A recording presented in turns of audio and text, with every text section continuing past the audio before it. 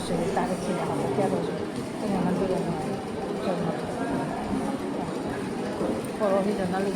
বিচাৰক মণ্ডলী আৰু উপস্থিত বিভিন্ন তন্মূলকৰ পৰা অহা আইন বা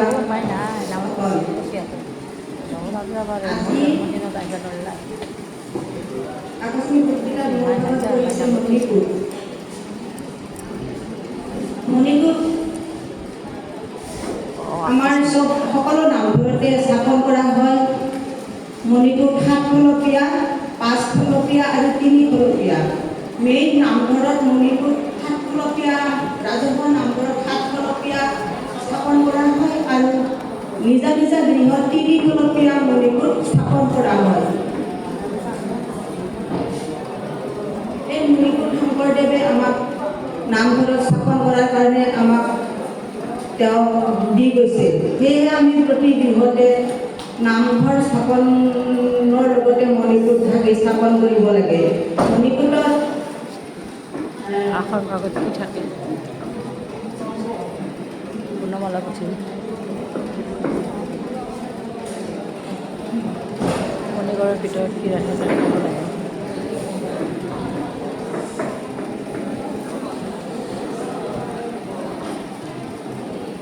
আমাৰ বিশ্বাস এটা যে মণিপুৰৰ ভিতৰত যে আমাৰ গুৰুদেৱ তাত আছে। সেয়ে আমি তেওঁৰ নামত গুৰু আমাৰে মাধৱগুৰু আমাৰে লুকাই আছে দেখা নেতা মণিপুৰৰ ভিতৰত। গতিকে মণিপুৰত যেন আমাৰ গুৰুদেৱ আছে। সেয়ে আমি মণিপুৰখন দেখিলে আমি সদায় হৃদয়ত আমাৰ যাতে আমি গুৰুজনাক দেখা যেন পাওঁ। সেয়ে আমি মণিপুৰত যিখন মণিপুৰ দেখিলে সদায় আমাৰ হৃদয়ত শংকৰ আৰু মাধৱৰ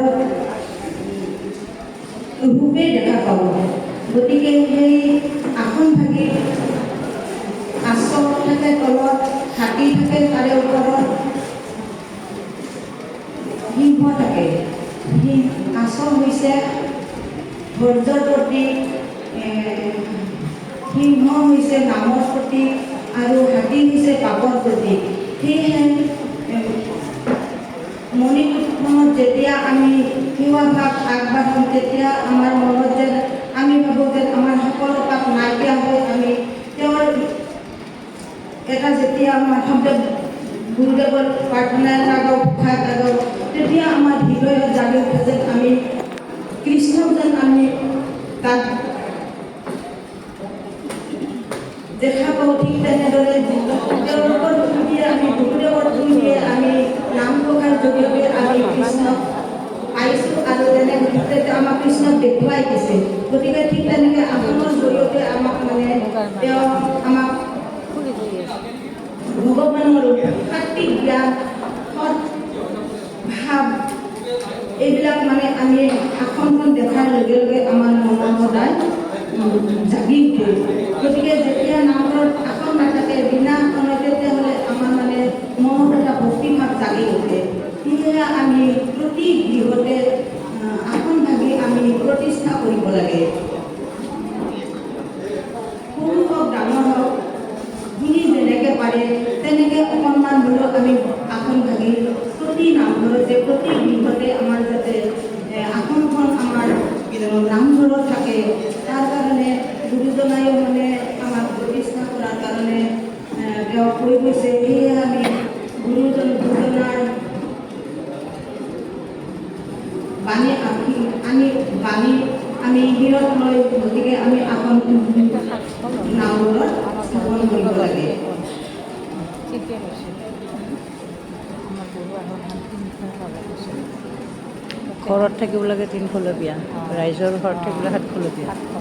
এই আসনখন সচৰাচৰ মানে চেগুন কাঠৰ বনোৱা হয় নাইবা আন কাঠৰ আৰু এটা আসনৰ ভিতৰত কি থাকে গুণমালা